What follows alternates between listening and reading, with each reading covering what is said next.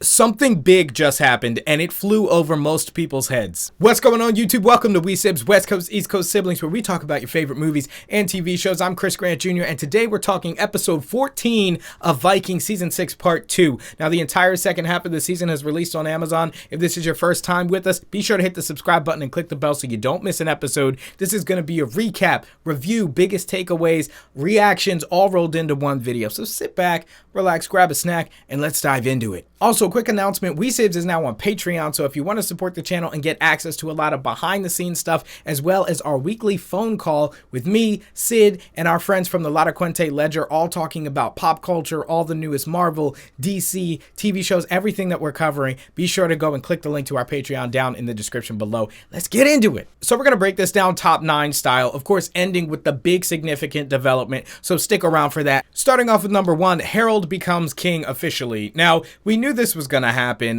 Both Gunhild and Ingrid didn't seem to want to fight back too much. Harold was already in the running to be king back when Bjorn became king, and now since Bjorn is not there to stop him, he was basically the runner-up.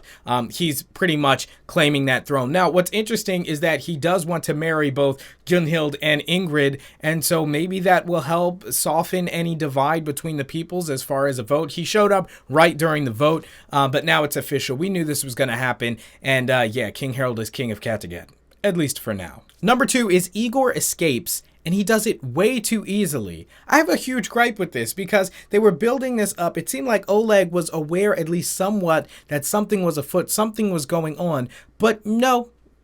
He left in the middle of a big celebration, shows up to his Uncle Deer, and they're having a grand old time, and Oleg seems completely caught out of the blue. Now, in previous episodes, I was criticizing Ivar because the things that he was doing were so out in the open. He was putting too much trust in Katya, aka Freydis, and I thought he was going to get discovered super easily. But where I was wrong was in my assumption that Oleg had average intelligence. It seems he's below average in intelligence, as like I said, so much of this stuff has been going on right in front of his face. Freydis was acting weird. Ivar, he had seen some things happening, some tension between him and Fitzurk, so many different things, and he just had no idea. And then in one day, his wife leaves him, his prince, Igor, is taken away from him, and his right-hand man betrays him. And he had no idea. I mean, we all knew this. And of course, the audience is privy to some things that he wasn't. But enough happened right in front of him for him to at least be somewhat aware that something might be going down. Or maybe to hire some spies. It's frustrating because Ivar was such a good strategist all this season. But then he trips at the finish line. But it doesn't really matter because Oleg's stupid. Oleg also says that he's seen this prophecy now that Deer is going to die by the hands of Igor. Igor is going to shoot him with a bow. So maybe he's finally woken up. Maybe he's going to try and manipulate something somehow to get Igor to turn on Prince Deer and Ivar. I couldn't imagine he could do one without the other. From there, I'm going to segue into Igor, who confesses his undying commitment and love for his new uncle Ivar. And let me say this, all right? I know a couple of you were disagreeing with me that Ivar had true loyalty to Igor, but let me tell you this, the Ivar that we knew up until this point did not have any such loyalty. His only drive was to get power, to become king of Kattegat, to kill Bjorn. Now he's finding out he'll probably have to deal with King Harold. But Ivar has changed. He definitely has, and that's why they had to put that scene in there, because otherwise it would have made no sense that he just threw away all his ambitions for this kid. But now, after he's like, you're the only one who's ever really loved me. That is a horrible accent, I apologize. Now Ivar sees him basically as his son, and of course he's not going to betray him or kill him now. Now from there, let's head over to Kattegat and see what's going on there. So Eric obviously was playing things close to the chest, kind of manipulating both Gunhild and Ingrid, trying to, be with whoever became queen, and establishing his right as king. Now, he always says, I don't really want to be king. Why do I keep doing that horrible accent? He claims he doesn't want to be king, but he's been mad shady. So anyway, Skane, Harold's right-hand man, Harold says he doesn't trust Skane, and Skane overhears it while he's talking to Eric, offering Eric basically the job of right-hand man, captain of the guard. So Skane thinks that he's going to team up with Eric and kill Harold.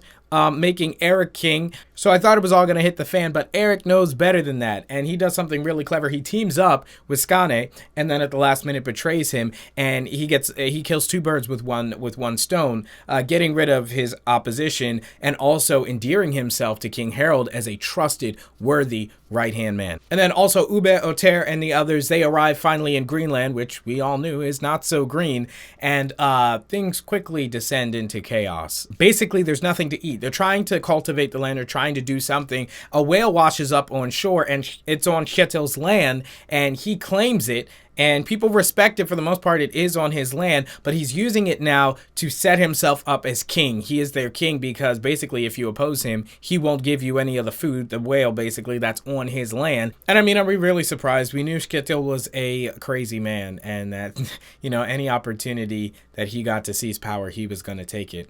Ube has been such a disappointment in a lot of ways. I know this is not his character and not his style, but obviously he seems like a good fit for king, although he doesn't want to be king. But he just won't step up, and it's super annoying. Let me know if you agree in the comments. Okay, so we dealt with all the minor stuff, guys. Now let's get into the biggest development, guys, and that is King Harold's son is in Ingrid's womb. Now, at face value, it may be like, okay, well, that's a nothing burger. But realize the significance here, and this is why I think it flew over so many people's heads, is that this is the true son of Ragnar and Lagertha. That was their child. Bjorn was their child, and their blood flows through Bjorn and then into what we thought was his son. So with this, we have the true end of the line for the great Lagertha and Ragnar's children. Ragnar's dreams were living through Bjorn, and when Bjorn died, the hope was in the child, and that was the reason why everyone at Kattegat wanted Ingrid to be queen, because they loved Bjorn and Ragnar, and they thought it led ultimately to Odin. But nope, because King Harold did some things with Ingrid, turns out that it's likely King Harold's baby, and so with this, we have the true end of the era. You know, I don't even think the writers really realized the significance of this moment, because I feel like they would have not just said it in passing, but really gave it its time and allowed the audience to realize. To me, it's mind-blowing when you think about it. But of course, I want to know what you think down in the comments. So let me know what you thought of this entire episode, as well as everything that we talked about. Of course, leave a like on the video if you want the videos faster. I started off with 3 episodes, but now I'm going to kind of slow down, take my time. But if you want them faster, you got to leave a like and leave a comment down below. Subscribe and click the bell so that you don't miss a single episode as we cover this, as well as a whole bunch of other movies and TV shows that are coming up on all these streaming platforms. So again, you don't want to miss. Also, guys, again, we're now on Patreon, so if you want to help support the channel, a link will be down in the description. Thank you so much as always, and I'll see you in the next one. Peace.